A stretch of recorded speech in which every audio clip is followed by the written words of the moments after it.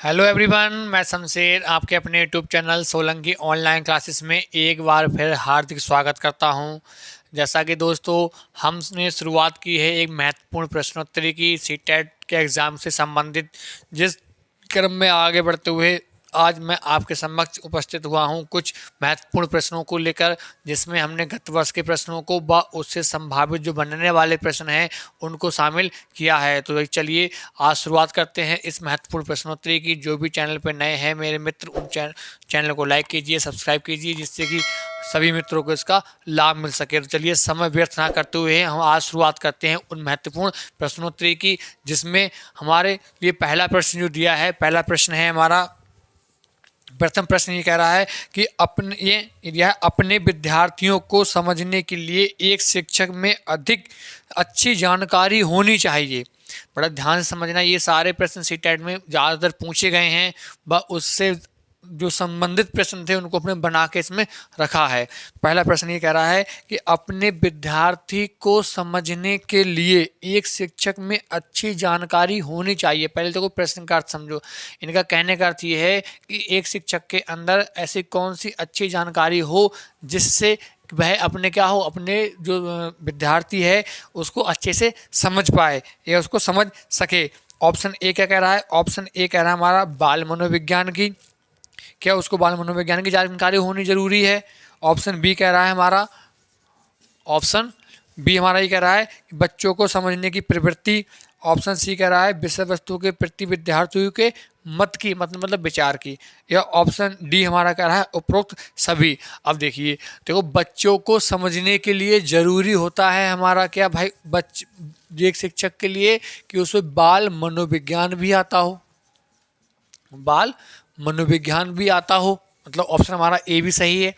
B क्या कह रहा है? बच्चों को समझने, बिल्कुल भाई, बच्चों को समझने का अर्थ ये है कि उनकी प्रवृत्ति जानना, उनकी रुचि जानना कि बच्चे किस क्षेत्र में अपनी रुचि दिखाते हैं, एक किस क्षेत्र में बच्चा अच्छा प्रदर्शन कर सकता है। अर्थात बी ऑप्शन भी हमारा सही है। सी ऑप्शन क्या कह रहा है? विषय वस्तु के प्रति विद्यार्थियों के मत। बिल्कुल भाई, एक बच्चा किस विषय वस्तु से संबंधित अपना मत या विचार को रखता है, या उसका जो मत है या विचार है वह किस क्षेत्र से संबंधित है। अर्थात ऑप्शन हमारा सी भी सही है। इस मीन चौथा क्या दिया है? डी। डी कहता है उपरोक्त सभी। क्या ये तीनों प्रकार की जानकारी शिक्षक को होना जरूरी है? भाई बिल्कुल जरूरी है। एक शिक्षक के लिए अपने विद्यार्थी को तभी जान सकता है जब वह क्या रखता हो? मनोविज्ञान की जानकारी रखता हो, साथ साथ वह क्या रखता हो? विषय वस्तु की जानकारी रखता हो, छात्रों के मत की जानकारी रखता हो। Clear point. अर्थात हमारा क्या हो जाएगा? डी इज राइट आंसर हो जाएगा। अगला प्रश्न क्या है करता है? द्वितीय प्रश्न कहता है हमारा कि बाल मनोविज्ञान की परिभाषा का अध्ययन क्षेत्र से है जो, मतलब किस क्षेत्र से है, वो क्षेत्र हमारे दिया है। ए ऑप्शन मानवीय सामर्थ्यों में परिवर्तन का परीक्षण करता है, जीवन अवधि के दौरान व्यवहार की व्याख्या ढूंढेगा, सी बच्चों की वयस्क या वरिष्ठ नागरिकों के साथ तुलना करेगा, डी किसी बच्चे के संज्ञानात्मक सामाजिक तथा दूसरे सामर्थ्यों के क्रमिक विकास के लिए उत्तरदायी होगा। कह रहा है बाल मनोविज्ञान है उसका मुख्य रूप से अर्थ क्या है या किस क्षेत्र में अपना योगदान देगा। जो योगदान क्या वह उसके परिवर्तनों का परीक्षण करेगा कि क्या परिवर्तन हो रहा है? भाई नहीं। बी जीवन अवधि के दौरान व्यवहार, भाई जो जीवन काल है उसके दौरान उनके जो व्यवहार है उन व्यवहारों की व्याख्या करेगा, ढूंढेगा। हाँ कुछ हद तक करेगा, लेकिन ऑप्शन सी क्या कहता है हमारा? बच्चों की वरिष्ठों की तुलना, मतलब बच्चों की और बड़ों की तुलना करेगा। भाई तुलना नहीं करता, तुलना कुछ ही क्षेत्रों में की जाती है, सभी में नहीं की जाती। डी है कि बच्चे के संज्ञानात्मक, देखिए विकास ये कहता है कि बच्चे का संज्ञानात्मक विकास किस अवस्था में कितना हो पाया, या बच्चे का सामाजिक विकास भाई किस अवस्था में कितना, अवस्था मतलब शैशवा बाल्य किशोरा, किस अवस्था में कितना हो पाया, या दूसरे सामर्थ्यों के क्रमिक विकास, क्रमिक विकास का अर्थ होता है एक क्रम के अनुसार, कि जो शैशवा का होना था वो शैशवा में हुआ, बाल्या वाला बाल्या में, किशोरा वाला किशोरा में हुआ। अर्थात एक अधिक संक्षेप में कहें तो भाई शैशवा अवस्था से लेकर मतलब 0 से लेकर जो 18 वर्ष तक का जो जीवन काल है, इस जीवन काल के दौरान संज्ञानात्मक पक्ष, सामाजिक पक्ष, बौद्धिक पक्ष, सांस्कृतिक पक्ष, नैतिक विकास, क्लियर, ये बच्चे का सामाजिक विकास, नैतिक विकास, संज्ञानात्मक विकास, इन क्षेत्रों का अध्ययन जो करना होता है या इन क्षेत्रों में एक अच्छा महत्वपूर्ण उसका परिणाम आए, यही क्या कहता है हमारा बाल विकास कहता है। ये विकास की मुख्य परिभाषा ही यही है। Point clear. तो ऑप्शन हमारा कौन सा हो जाएगा? ऑप्शन इसमें हमारा डी इज राइट आंसर हो जाएगा भाई। अगला प्रश्न क्या कहता है? तीसरा प्रश्न देखिए।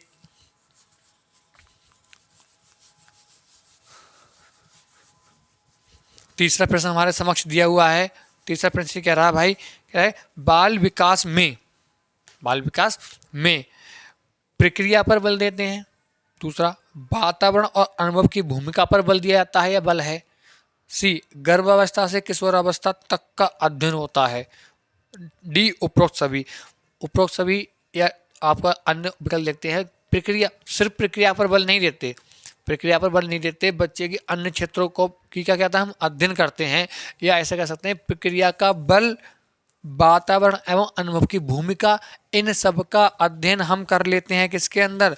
भाई गर्भधारण या गर्भावस्था जो है, मतलब जब गर्भधारण हुआ उस गर्भधारण से लेकर कब तक की 18 वर्ष की आयु, मतलब 0 से 18, ये गर्भधारण से लेकर गर्भधारण, फिर शैशवा, फिर बाल्या, फिर हमारी किशोरा, ये जो 4 अवस्थाएं हैं, इन अवस्थाओं में हम इन संपूर्ण क्षेत्रों का क्या कर लेते हैं? अध्ययन कर लेते हैं। तो ये जो प्रक्रिया पर बल है, उसका विकास है, उसका अनुभव है, ये सब वातावरण है, भूमिका है, ये सब क्या आ जाएंगे हमारे? ये सब इसी के अंतर्गत आ जाएंगे। तो ऑप्शन हमारा क्या हो जाएगा? सी इज राइट आंसर हो जाएगा भाई। चलिए अगला प्रश्न समझते हैं। अगला प्रश्न क्या कह रहा है? बड़ा महत्वपूर्ण प्रश्न है भाई। अगला प्रश्न दिया है हमारा, बाल मनोविज्ञान के आधार पर कौन सा कथन सर्वोत्तम है, मतलब सबसे उत्तम। बाल मनोविज्ञान के आधार पर कौन सा कथन जो दिया है हमारा, ये कह रहा है कौन सा कथन सर्वोत्तम है। चलिए कथन पढ़ते हैं। कथन क्या कह रहा है हमारा? पहला कथन ये है कि सारे बच्चे एक जैसे होते हैं। सारे बच्चे एक जैसे नहीं होते, किसी की विकास की दर अलग होती है, किसी की विकास की दर अलग होती है भाई।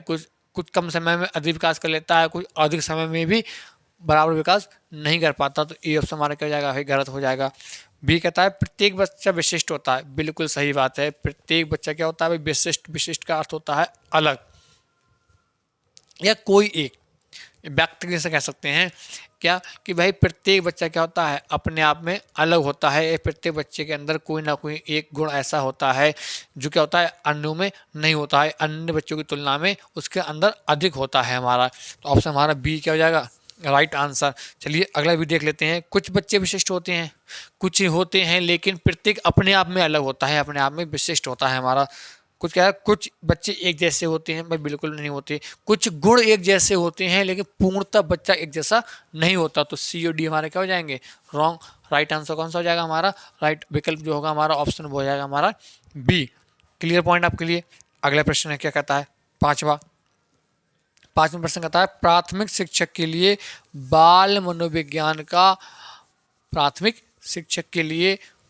मनोविज्ञान का ज्ञान आवश्यक है, क्योंकि कह रहा है जो प्राथमिक के शिक्षक होते हैं उन शिक्षकों के लिए बाल मनोविज्ञान पढ़ाना क्यों जरूरी होता है या उनके लिए पढ़ना क्यों आवश्यक होता है। पहला ऑप्शन, ये बच्चों को अनुशासित बनाने में सहायता करते हैं। क्या सिर्फ अनुशासन बनाने के लिए भाई बाल मनोविज्ञान पढ़ाया जाता है? नहीं। बी, परीक्षा में परिणाम, क्या बच्चे का रिजल्ट अच्छा हो जाए मात्र इसलिए उसको बाल मनोविज्ञान की शिक्षा दी जाती है? भाई बिल्कुल भी नहीं। ठीक होता है लेकिन सिर्फ ये नहीं। सी ऑप्शन क्या कह रहा है? यह बच्चों को अभिप्रेरित करने के लिए सुविधाजनक तरीका बन जाता है। भाई अभिप्रेरणा दी जरूर जाती है, लेकिन सिर्फ अभिप्रेरणा ही नहीं जाती, अन्य भी वह क्षेत्र है। हमको विकल्प वह लगाना है जिसमें ज़्यादा से ज़्यादा गुण क्या हो? सम्मिलित हो जाए, उसमें शामिल हो जाए। ये भी नहीं होगा। सटीक आंसर ये भी नहीं है हमारा। डी क्या कह रहा है? यह बच्चों के व्यवहारों को समझने में क्या करता है, शिक्षक की सहायता प्रदान करता है या सहायता करता है। बिल्कुल सही बात है भाई। देखो, जब तक आप बच्चे के व्यवहारों को समझ नहीं पाएंगे, ना तो तब तक उसका परिणाम अच्छा कर पाएंगे, ना उसको अनुशासन में ला पाएंगे आप, ठीक है, और ना ही आप क्या कर पाएंगे, बच्चे को प्रेरित कर पाएंगे। सिंपल सा इसका सेंस ये है कहने का कि जब तक हम एक बच्चे के व्यवहार का अध्ययन नहीं कर लेते कि भाई उसे किस क्षेत्र में रुचि है, उसकी रुचि, ठीक है, उसका अनुभव, उसका पूर्व ज्ञान, उसकी तत्परता, इन सब चीज़ों का अध्ययन, उसके प्रत्येक पहलू का अध्ययन यदि हम नहीं कर लेते हैं, तब तक उसे हम किसी भी क्षेत्र में आगे नहीं ले जा सकते। चाहे वह क्षेत्र हमारा अनुशासन का हो, चाहे हमारा वह क्षेत्र क्या हो, उसका जो उन्नति है, उन्नति मतलब जो परिणाम है, रिजल्ट है, उससे संबंधित हो, या हमारा किसी अन्य क्षेत्र से संबंधित हो, हम उन पर कार्य नहीं कर सकते अच्छे से तब तक जब तक कि उसके व्यवहार का अध्ययन ना कर लें। तो इसलिए जो प्राथमिक के शिक्षक होते हैं उनके लिए बाल मनोविज्ञान पढ़ना आवश्यक होता है, जिससे वे बालक के व्यवहार का अध्ययन कर लें। मुख्य कारण ये है क्योंकि मनोविज्ञान के अंतर्गत अध्ययन ही किसका कराया जाता है, अध्ययन ही व्यवहार का कराया जाता है। क्यों? क्योंकि मनोविज्ञान का जो स्वरूप है वो हमारा कौन सा है, व्यवहार का विज्ञान ही है। आई होप आपको प्रश्न समझ में आया होगा। बड़ा ही महत्वपूर्ण प्रश्न है भाई ये भी। चलिए अगला प्रश्न देखते हैं। अगला प्रश्न क्या कहता है, अगला प्रश्न है बाल मनोविज्ञान के अनुसार शिक्षा के क्षेत्र में मुख्य स्थान है। बाल मनोविज्ञान के अनुसार मतलब मनोविज्ञान किसको मुख्य मानता है, किस किस में? ऑप्शन देखते हैं। कह रहा बालक का, अध्यापक का, अभिभावक का या प्रशासक का। बाल मनोविज्ञान बालक में, अभिभावक में, अध्यापक में और प्रशासक, इन चारों में सबसे ज़्यादा वरीयता किसे देता है? तो देखो, बाल मनोविज्ञान ही बाल केंद्रित है, ठीक है। बाल मनोविज्ञान का केंद्र या आधार सिलाई किस पे रखी है, बालक पे रखी है, अर्थात हमारा ए ऑप्शन है। इसमें क्या हो जाएगा भाई, राइट आंसर हो जाएगा। अन्य विकल्प हमको देखने की आवश्यकता ही नहीं है। ना अभिभावक, ना तो हम पेरेंट्स को इतना वरीयता देते हैं, ना ही टीचर के लिए देते हैं, और ना ही हम अन्य किसी के लिए देते हैं। हम किसी देते हैं, फर्स्ट प्रायोरिटी जो दी जाती है, प्रथम वरीयता दी जाती है, वरीयता ही इससे हमें भाई बालक के लिए दी जाती है। पॉइंट क्लियर आपके लिए। अगला प्रश्न क्या कह रहा है हमारा, अगला प्रश्न है हमारा प्रश्न संख्या 7। सातवां प्रश्न हमारा ये दिया है, निम्नलिखित में से कौन सा विकास का सिद्धांत नहीं है? अब ध्यान से पढ़ना प्रश्न के लिए। कह रहा है कौन सा विकास का सिद्धांत नहीं है? विकास आनुवांशिकता एवं पर्यावरण दोनों के द्वारा प्रभावित होता है। अब यहाँ देखो, जो उत्तर हमारे यहाँ सही होगा वो हमारे यहाँ सही नहीं होगा। मतलब ये यहाँ पे गलत वाला प्रश्न हमसे पूछा है, तो हमको जो गलत है इसमें उस गलत को निकाल के लाना है, भाई हमारा सही होगा। क्लियर है पॉइंट? देखिए, पहला कह रहा है विकास अनुशासन, आनुवांशिकता एवं पर्यावरण दोनों के द्वारा प्रभावित होता है। बिल्कुल, आनुवांशिक गुणों से भी विकास प्रभावित होता है, और जो पर्यावरण मतलब जो वातावरण का माहौल है उससे भी क्या होता है भाई, प्रभावित होता है। तो प्रभावित होता है, इसका मतलब ये उत्तर क्या हो जाएगा, इस प्रश्न के अनुसार गलत हो जाएगा, इसमें नहीं पूछा है। दूसरा क्या कह रहा है, विकास सार्वभौमिक है तथा सांस्कृतिक संदर्भ इसे प्रभावित नहीं करता। भाई विकास सार्वभौमिक है, ये बात तो सही है, सभी दिशाओं में होता है, लेकिन सभी दिशाओं में होने के साथ प्रत्येक क्षेत्र से क्या करता है, प्रभावित करता है। चाहे वह सांस्कृतिक क्षेत्र हो, चाहे वह बौद्धिक क्षेत्र हो, चाहे वह सामाजिक क्षेत्र हो, मतलब प्रत्येक क्षेत्र में विकास होगा तो उस क्षेत्र के कुछ तत्व, कुछ कारक ऐसे होते हैं जो उसको क्या करते हैं, प्रभावित करते हैं। जबकि विकल्प हमारा कह रहा है कि नहीं करता है, तो यही नहीं वाला उत्तर ही हमारा क्या हो जाएगा भाई, राइट आंसर हो जाएगा हमारा। सी क्या कह रहा है, विकास जीवन परिवर्तन चलता है। हाँ, जीवन परिवर्तन चलता है, आजीवन चलने वाली सतत प्रक्रिया है हमारी। Point clear? ठीक, तो ये प्रश्न ये सही हो जाएगा हमारा। डी क्या है, विकास परिवर्तन होता है, मतलब परिवर्तनशील होता है। हाँ बिल्कुल परिवर्तनशील होता है। तो ए, सी और डी हमारे प्रश्न के अनुसार सही होंगे, लेकिन प्रश्न में पूछा है नहीं, तो कौन सा हो जाएगा हमारा, बी वाला नहीं। तो नहीं ही हमारा क्या हो जाएगा यहाँ पे, हाँ, मतलब सही उत्तर हो जाएगा। चलिए अगला प्रश्न देखते हैं। अगला प्रश्न क्या कह रहा है, निम्नलिखित में से कौन सा विकास का सिद्धांत नहीं है? देखो फिर से नहीं वाला प्रश्न आ गया, फिर से हमारा कौन सा आ गया भाई, भाई नहीं वाला प्रश्न आ गया। देखिए, निम्नलिखित में से कौन सा विकास का सिद्धांत नहीं है? पहला कह रहा है विकास तुलनात्मक रूप से क्रमिक होता है। यदि हम विकास की तुलना करें तो वह क्रम में चलता है। बिल्कुल चलता है क्रम में, तो हाँ वाला ना उत्तर नहीं होगा ना ये। क्लियर। दूसरा देखिए, विकास समय के साथ धीरे धीरे घटित होता है। बिल्कुल भाई, आप चाहो कि सहसवा में मतलब 5 वर्ष की आयु में विकास हो जाए, कितने का, 5 वर्ष की आयु में यदि आप चाहो कि विकास हो जाए भाई 20 वर्ष का, पॉसिबल नहीं है, नहीं हो पाएगा।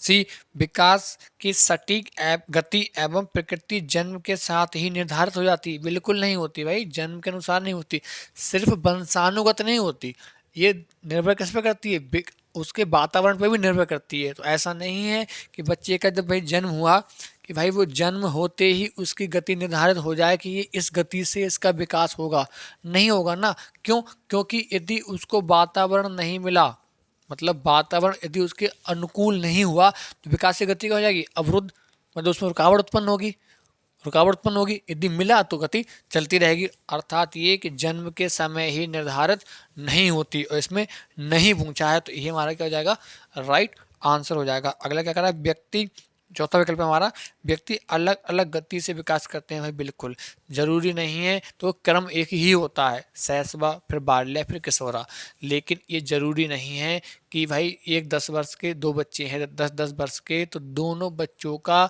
एक साथ विकास हो पाए, सभी क्षेत्रों में एक समान विकास हो पाए, ये जरूरी नहीं। कोई विकास में आगे रहेगा तो कोई पीछे रहेगा, क्रम एक ही रहता है कि शैशवा है तो फिर दोनों की आएगी पहले ही शैशवा, दोनों की बाल्य आएगी अवस्था, फिर दोनों की किशोरावस्था आएगी। लेकिन आप ये कहें कि उनकी विकास की दर भी समान रहेगी, तो विकास की दर समान नहीं रहती। पॉइंट क्लियर है आपके लिए। अगला प्रश्न देखते हैं भाई, प्रश्न संख्या 9। नवा प्रश्न क्या कह रहा है, नवा कह रहा है निम्नलिखित में से कौन सा विकास का सिद्धांत है। अब यहाँ है वाला प्रश्न पूछा गया है हमारा, निम्न में से कौन सा विकास का सिद्धांत है। देखिए इस प्रश्नोत्तरी में सारे विकास से संबंधित जितने प्रश्न बन सकते हैं वो सारे प्रश्न आपको बनाकर यहाँ पे दिए गए हैं, और कुछ प्रश्न इसमें ऐसे हैं जो आए हुए हैं, ठीक है। तो एक से एक महत्वपूर्ण प्रश्न है हमारा, सभी हमने महत्वपूर्ण प्रश्नों को यहाँ पे शामिल किया है भाई। देखिए प्रश्न संख्या 9 हमारा, निम्नलिखित में से कौन सा विकास का सिद्धांत है। यह निरंतर चलने वाली प्रक्रिया नहीं है। अभी मैंने क्या बताया कि विकास आजीवन चलता है हमारा, गति कमबड़ होती रहती है, तीव्र धीमी होती रहती है, लेकिन आजीवन चलता है। पहला क्या कह रहा है कि निरंतर चलने वाली प्रक्रिया नहीं है, पहला विकल्प हमारा क्या जाएगा, गलत, हमसे पूछा है जो है। दूसरा, विकास की सभी प्रक्रियाएं अंतः संबंधित नहीं होती। भाई सभी क्या होती हैं, अंतः संबंधित होती हैं। शैशवावस्था में जो विकास हुआ वो संबंधित होता है बाल्या से, या बाल्या वाला शैशवा से, किशोरा वाला बाला किससे, हमारा बाल्या से, अर्थात क्या है, संबंधित होता है। ये विकल्प क्या हो जाएगा हमारा, गलत हो जाएगा। और यार विकास की दर समान नहीं होती, बिल्कुल सही बात है भाई। जैसे मैंने बताया कि शैशवा में विकास की दर क्या होती है, तेज, फिर क्या हो जाती है हमारी धीमी, और फिर क्या हो जाती है आगे तेज हो जाती है। तो ये दर क्या है उसकी, कम बढ़ होती रहती है। तो सी ऑप्शन क्या रहा, विकास की दर समान नहीं होती, अर्थात यही हमारा क्या हो जाएगा, राइट आंसर हो जाएगा हमारा। डी कह रहा है विकास हमेशा रेखीय होता है। भाई हमेशा विकास रेखीय नहीं होता, ये भी क्या हो जाएगा हमारा, रॉन्ग हो जाएगा। तो राइट आंसर हमारा कौन सा हो जाएगा, राइट विकल्प जो होगा हमारा वो सी होगा भाई। अगला प्रश्न देखो, अगला प्रश्न क्या कह रहा है हमारा,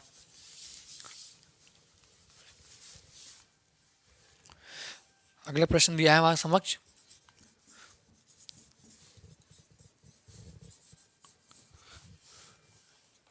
आइए अगला देखते हैं। कह रहा है एक अध्यापक अध्यापिका, लेंथी प्रश्न ध्यान से समझना, एक अध्यापक अध्यापिका ने पाया कि एक विद्यार्थी वर्ग बनाने में कठिनाई अनुभव कर रहा है। उसने अनुमान लगाया कि वह हीरे का चित्र बनाने में भी कठिनाई का अनुभव करता है। उसने निम्न में से किस सिद्धांत पर आधारित होकर यह अनुमान लगाया। प्रश्न को ध्यान से समझना। प्रश्न का कहने का अर्थ यह है कि एक जो अध्यापक अध्यापिका थी, मतलब कक्षा में जो शिक्षक या शिक्षिका जो पढ़ा रही थी, उन्होंने देखा कि एक बच्चा कक्षा में ऐसा था, वो बच्चा क्या कर रहा था कि जो उससे वर्ग की आकृति बनवाई गई उसे भी नहीं बना पाया। जब उससे हीरे की आकृति बनाने को कहा गया, बच्चा उसे भी नहीं बना पाया। तो अध्यापक ने किस सिद्धांत के आधार पर यह अनुमान लगाया या समझा। ऑप्शन देखिए क्या कह रहा है, कह रहा है विकास निरंतरीय होता रहता है। तो वो निरंतरीय होता रहता है, लेकिन इस प्रश्न से संबंध नहीं है उसका। एक बार आइए हमें ये बताओ कि उस टीचर ने, उस शिक्षक ने पहचाना कैसे कि ये आकृति नहीं बना पाता है। पहला ऑप्शन हमारा गलत। दूसरा क्या कहता है, अलग अलग हो लोगों के लिए विकास की प्रक्रिया भी अलग अलग होती है, बिल्कुल होती है भाई, ठीक। लेकिन आंसर ये भी गलत हो जाएगा, हमारा संबंध इसका भी नहीं है इस बात से। कह रहा है हमारे कथन से संबंधित कौन सा है, सी क्या कह रहा है, विकास एक व्यवस्थित क्रम में होने की प्रवृत्ति से संबंध है, बिल्कुल सही बात है भाई। देखो ये कह रहा है कि जो विकास एक क्रम से चलता है, हमारा क्रम से चलता है, अर्थात ये कि जो बालक है उस बालक के अंदर एक क्रम संबंधी जो विकास है वो नहीं हो पाया। यही कारण है कि वो वर्ग की आकृति को नहीं बना पाता कि किस भुजा को मैं कहाँ से जोड़ूं, कितनी दूरी पर जोड़ूं और कैसे जोड़ूं। तो ये कारण क्या है, एक क्रमबद्ध तरीके का जो विकास है या वर्गीकरण जो गुण का विकास है वो विकास हमारा नहीं हो पाया है। Clear point. तो ऑप्शन हमारा कौन सा हो जाएगा, सी हो जाएगा टीम के। Clear point. देखो अगला प्रश्न क्या कह रहा है हमारा, प्रश्न संख्या 11 है। 11वां प्रश्न कहता है कि इनमें से कौन सा विकास का एक सिद्धांत नहीं है। फिर से भैया आ गया नहीं वाला प्रश्न। इनमें से कौन सा एक विकास का सिद्धांत नहीं है, ऑप्शन ए। अब नहीं वाला है, जो होगा वो उत्तर नहीं होगा हमारा, जो नहीं होगा वही उत्तर होगा हमारा। ये विकास संशोधन योग्य है भाई, बिल्कुल है। परिस्थिति यदि विकास का स्तर कम हो रहा है तो हम परिस्थितियां उसके अनुकूल कर दें, विकास का स्तर क्या होगा फिर उच्च होने लगेगा, मतलब उसका संशोधन सुधार कर सकते हैं। ऑप्शन ए हमारा राइट होगा, लेकिन यहाँ रॉन्ग हो जाएगा। बी, विकास केवल संस्कृति से शासित और निर्धारित होता है, नहीं नहीं, सिर्फ संस्कृति ही निर्भर नहीं करती भाई, वातावरण भी उस पर डिपेंड होता है। या हम कह सकते हैं कि विकास वातावरण पर भी निर्भर करता है, संस्कृति पर भी निर्भर करता है, उसके वंशानुक्रम पे भी निर्भर करता है, लेकिन केवल संस्कृति पर निर्भर नहीं करता। तो ऑप्शन बी हमारा क्या हो जाएगा, गलत। और गलत ही हमसे पूछा था, अर्थात ये हमारा क्या हो जाएगा, राइट आंसर हो जाएगा। विकास जीवन पर्यंत चलता है, बिल्कुल चलता है भाई, ये भी विकास का एक सिद्धांत है। इसमें पूछा जो विकास का सिद्धांत नहीं है। डी कह रहा है विकास वंशानुक्रम एवं पर्यावरण दोनों से प्रभावित होता है। मैंने जैसे बताया आपके लिए, वातावरण और क्या है हमारा दूसरा, वंशानुक्रम, दोनों से प्रभावित होता है विकास। तो ऑप्शन ए भी हमारा क्या हो जाएगा, गलत हो जाएगा इसके अनुसार। अगला प्रश्न क्या कह रहा है, अगला प्रश्न कह रहा है भाई प्रश्न संख्या 12 के, इनमें से कौन सा बाल विकास का एक सिद्धांत है। इनमें से कौन सा बाल विकास का एक सिद्धांत है। ए देखिए, ए क्या कह रहा है, ए ऑप्शन, ए ऑप्शन आपको बोल रहा है कि विकास परिपक्वन तथा अनुभव के बीच अन्योन्य क्रियाओं की वजह से घटित होता है।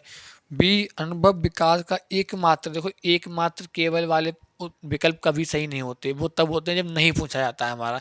बी तो वैसे रॉन्ग हो जाएगा हमारा, ठीक।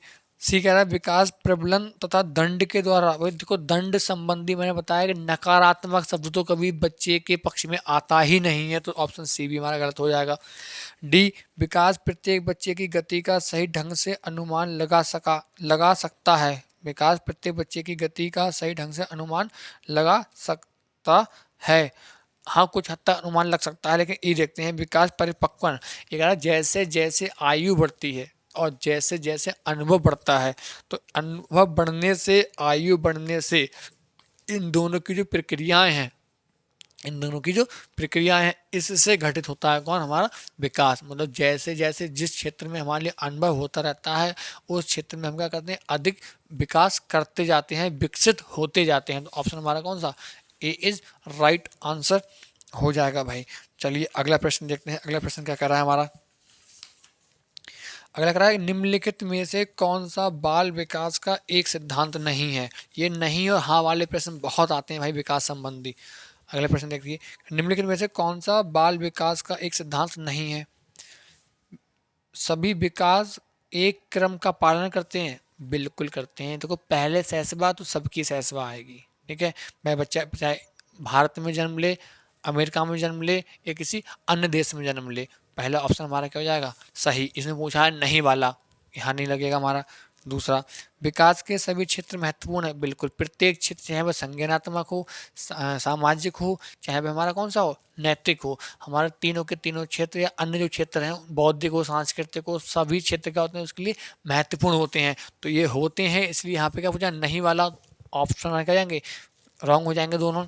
सी क्या कह रहा है, विकास सभी विकास परिपक्व तथा अनुभव की अंतः क्रिया का परिणाम है। अभी प्रीवियस क्वेश्चन में बताया कि जैसे जैसे आयु बढ़ती है, या जैसे जैसे अनुभव बढ़ते हैं उनकी अंतःक्रिया से क्या होता है, विकास का निर्माण होता है। ये विकास होता रहता है, बढ़ता है हमारा। Clear point. तो ये भी इसी के पक्ष की बात है, हमने पूछा है विपक्ष की बात जो नहीं होगा। डी क्या कह रहा है, सभी विकास तथा अधिगम एक समान गति से आगे बढ़ते हैं। नहीं नहीं, देखो विकास की गति या अधिगम की गति क्या होती है, कंबड़ होती रहती है। अर्थात ये क्या है, एक विपक्ष का हमारा उत्तर है, मतलब ये गलत स्टेटमेंट है। तो गलत रॉन्ग स्टेटमेंट हमसे पूछा है तो हमारा क्या हो जाएगा, डी इज राइट आंसर हो जाएगा भाई। अगला प्रश्न क्या कह रहा है, कह रहा है विकास, फिर डैश डैश डैश पॉइंट दिए हैं आपके, कि से की ओर बढ़ता है, से की ओर बढ़ता है। देखो क्या क्या कह रहा है प्रश्न, कह रहा सामान्य से विशिष्ट की ओर बढ़ता है, जटिल से कठिन की ओर बढ़ता है, विशिष्ट से सामान्य की ओर बढ़ता है, साधारण से आसान की ओर बढ़ता है क्या। अब देखो बहुत ध्यान, अच्छा प्रश्न है बहुत। ये सीटेट में 2 बार पूछा हुआ प्रश्न है हमारा प्राइमरी में। ये कहना विकास की दिशा क्या है, यहाँ ये बात जो कहेंगे हम वो एक हमारी दिशा संबंधित है कि किस दिशा की ओर बढ़ता है। तो देखो विकास जो है हमारा वो कहता है सामान्य से विशिष्ट की ओर बढ़ता है। सामान्य से विशिष्ट का ये होता है कि यदि हम बात करें एक शिशु की, यदि हम बात, देखो ऑप्शन इसका ए सही होगा, लेकिन क्यों होगा मैं वो बता रहा हूँ आपके लिए। देखो ध्यान से, एक शिशु जो होता है हमारा, एक शिशु भाई पहले अपने शरीर पर नियंत्रण करना सीखता है, ठीक है। उसके बाद वह क्या करेगा, अपने हाथों पर नियंत्रण करना सीखेगा। उसके बाद हाथों की जो अंगुलियां हैं, ठीक है, उन अंगुलियों पर नियंत्रण करना सीखता है। Clear point. अब देखो ये एक सामान्य बात है, शरीर क्या है, सामान्य है। और विशिष्ट क्या है, एक उंगली, एक फिंगर है उसकी।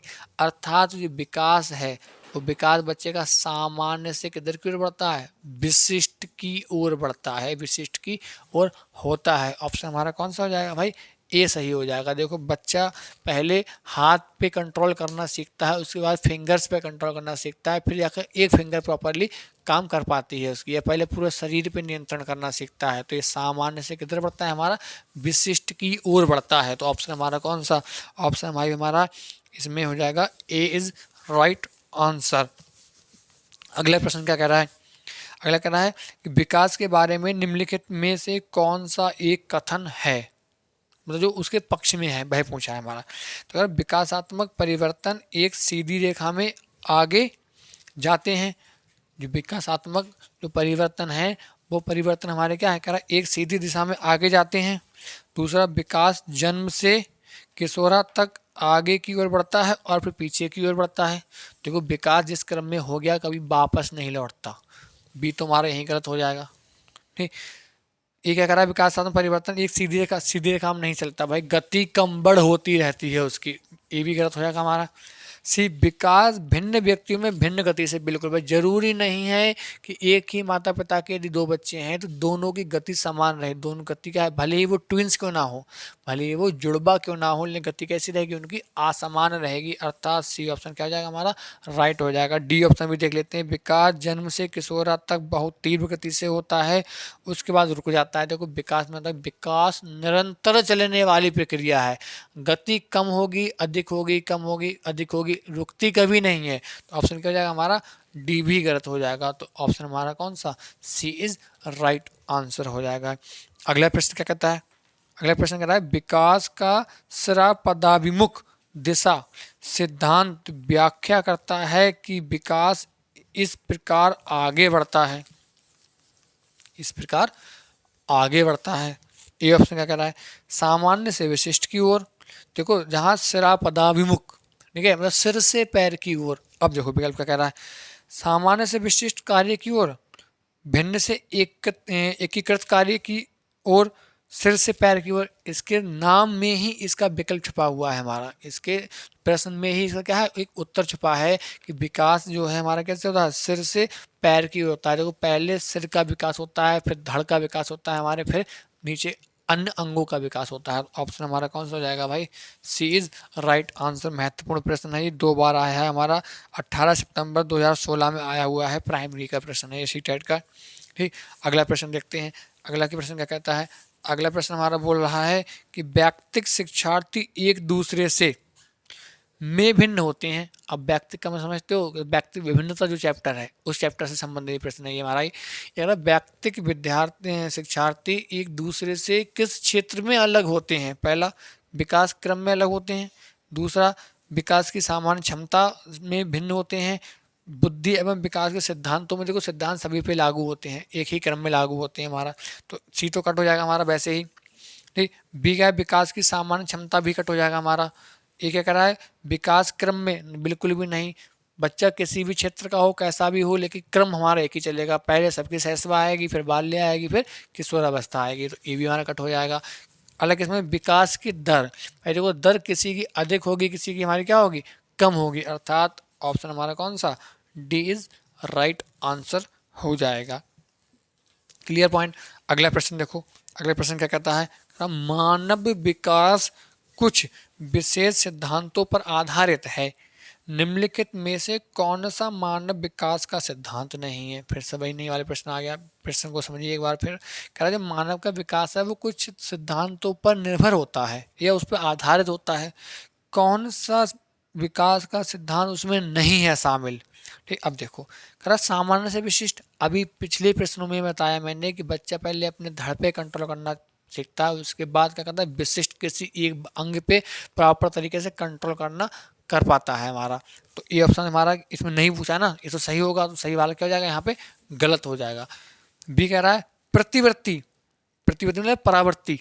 ठीक, सी निरंतरता अनुक्रमिकता, देखिए सी विकास का जो सिद्धांत है वो निरंतरता का सिद्धांत होता है, मतलब लगातार चलने वाला, अर्थात हमारा क्या सी भी सही है, इसके अनुसार क्या हो जाएगा, गलत हो जाएगा, मतलब ये भी एक सिद्धांत है लेकिन यहाँ पूछा नहीं वाला। डी अनुक्रमिकता, भाई एक क्रम में चलता है, विकास का एक क्रम है अपना खुद का, ये भी सही है, अर्थात प्रश्न के अनुसार क्या जाएगा, गलत हो जाएगा। परिवर्ती, परिवर्ती है मतलब दोहराना, क्या विकास का क्रम एक बार आगे बढ़ने पर दोहराता है, मतलब ये कहने का अर्थ ये है सीधा कि क्या एक बार अगर शैशवा से आप बाल्या में पहुंच गए तो क्या बाल्या अवस्था से फिर से शैशवा वापस आएगी, कभी नहीं आएगी, ऐसा संभव ही नहीं होता। तो जो नहीं पूछा है वो कौन सा हो जाएगा हमारा, बी इज राइट आंसर हो जाएगा हमारा। अगला प्रश्न क्या कहता है देखिए, अगला प्रश्न कहता है प्रत्येक शिक्षार्थी स्वयं में विशिष्ट है, मतलब ये प्रत्येक विद्यार्थी का होता है अपने आप में अलग होता है। इसका अर्थ है कि सभी शिक्षार्थियों के लिए एक समान पाठ्यचर्या संभव नहीं है। भाई सभी छात्र एक कक्षा में क्या पाठ्यचर्या एक साथ नहीं पढ़ते, पढ़ते हैं, जो उनकी रूपरेखा है उनका पाठ्यक्रम है एक साथ पढ़ते हैं। ऑप्शन सही हो जा, ये हमारा क्या जाएगा, गलत हो जाएगा। ठीक, दूसरा है एक विषम रूपी कक्षा में शिक्षार्थियों की क्षमताओं को विकसित करना असंभव है। विषम रूपी का अर्थ होता है कि विभिन्न क्षमताओं वाले, भाई एक बच्चे की मानसिक शक्ति कुछ अलग है, दूसरी कुछ अलग है, तीसरी कुछ अलग है, ये कह रहा क्या सभी बच्चों को एक साथ हम पढ़ाएं तो क्या उनकी क्षमताओं का विकास नहीं कर पाएंगे, कर पाएंगे, क्योंकि समावेशी शिक्षा का पालन करते हैं हम, उनको उनकी क्षमता के अनुसार पढ़ाएंगे, अर्थात बी यहाँ निकल जाएगा, रॉन्ग हो जाएगा। इसे कहता है कोई भी दो शिक्षार्थी अपनी योग्यता, रुचियों और प्रतिभाओं में एक समान नहीं होते, बिल्कुल जैसे कि बताया मैंने प्रत्येक बच्चा क्या होता है अपने आप में विशिष्ट होता है। ठीक है, दूसरे से क्या होता है भाई अलग होता है, तो आप किन्हीं दो बच्चों के किन्हीं क्षेत्रों की तुलना करें तो एक दूसरे के क्या होंगे, वो समान नहीं होंगे, अर्थात असमान होंगे। तो सी ऑप्शन भी हमारा क्या हो जाएगा भाई, राइट हो जाएगा। डी ऑप्शन क्या कह रहा है, शिक्षार्थियों में ना तो कोई समान विशेषताएं होती और ना ही उनके लक्ष्य समान होते हैं, भाई बिल्कुल नहीं, बहुत से गुण ऐसे होते हैं जो बच्चों के अंदर समान होते हैं। जैसे शैशवावस्था की यदि बात करें या बाल्य की बात करें तो बच्चे जैसे स्वार्थीकरण, तो स्वार्थीकरण का गुण ऐसा होता है जो प्रत्येक अवस्था के मतलब प्रत्येक बच्चे के अंदर होता है। तो बहुत से गुण ऐसे होते हैं जो बच्चे के अंदर समान होते हैं और बहुत से लक्ष्य क्या होते हैं उनके समान होते हैं। जैसे बच्चा समूह में खेलना पसंद करता है, जो कि बाल्यावस्था की प्रमुख विशेषता होती है, समूह में खेलना या खेल में रुचि लेना। तो ये कुछ प्रमुख गुण या उनके लक्ष्य ऐसे होते हैं जो क्या होते हैं भाई समान होते हैं उनके, अर्थात ये भी ऑप्शन क्या होगा इसके अनुसार गलत हो जाएगा। भाई इसमें पूछा कौन सा था हमारा, कह रहा है सौम्य जो विशिष्ट, विशिष्ट के बारे में पूछा है हमारा, तो ऑप्शन हमारा कौन सा हो जाएगा, सी इज राइट आंसर हो जाएगा हमारा। ठीक है, ये अगला प्रश्न देखते हैं। अगला प्रश्न कहता है सीमा हर पाठ को बहुत जल्दी सीख लेती है जबकि लीना उसे सीखने में ज़्यादा समय लगाती है। ये कोई दो स्टूडेंट हैं, मतलब दो छात्राएं हैं, ये दो छात्राओं के बारे में कह रहे हैं कि जो सीमा है वो हर पाठ को बहुत जल्दी सीख लेती है जबकि लीना उसे सीखने में ज़्यादा समय लेती है। ये विकास के सिद्धांत को दर्शाता है। किस सिद्धांत को दर्शाता है? पहला व्यक्तिक विभिन्नता का सिद्धांत, दूसरा अंतर संबंध, तीसरा निरंतरता, सामान्य से विशिष्ट की ओर। देखिए सामान्य, ये चारों सिद्धांत हैं हमारे विकास के, ये चारों सिद्धांत हैं, लेकिन किसके अंतर्गत ये कथन आ रहा है कि एक बच्ची बहुत जल्दी सीख लेती है, एक बच्ची बहुत देर से सीखती है। तो क्या है, दोनों में है अंतर, दोनों में क्या है, विभिन्नता। तो दोनों में विभिन्नता को ही कहते हैं व्यक्तिक विभिन्नता। दोनों क्या कहते हैं, व्यक्तिक विभिन्नता। ऑप्शन हमारा कौन सा, ए इज राइट आंसर हो जाएगा। ये व्यक्तिक विभिन्नता के अंतर्गत आएगा कि भाई जो सीमा है वो तो जल्दी सीख लेती है और लीना नहीं सीख लेती है। तो ये कुछ प्रमुख सीडीपी के महत्वपूर्ण प्रश्नोत्तरी थी, जिसमें हमने सभी संभावित प्रश्नों को शामिल किया था, व कुछ गत वर्ष के प्रश्नों को शामिल किया था। तो आई होप आपको ये महत्वपूर्ण प्रश्नोत्तरी समझ में आई होगी। तो चलिए आज के लिए बस इतना ही। भाई चैनल पे जो भी नए हैं वो चैनल को लाइक और सब्सक्राइब जरूर कर दें, जिससे कि अधिक से अधिक मित्रों को इसका लाभ मिल सके। तो भाई आज के लिए इतना ही, मिलते हैं अगली महत्वपूर्ण प्रश्नोत्तरी में। तब तक के लिए thank you, thanks a lot.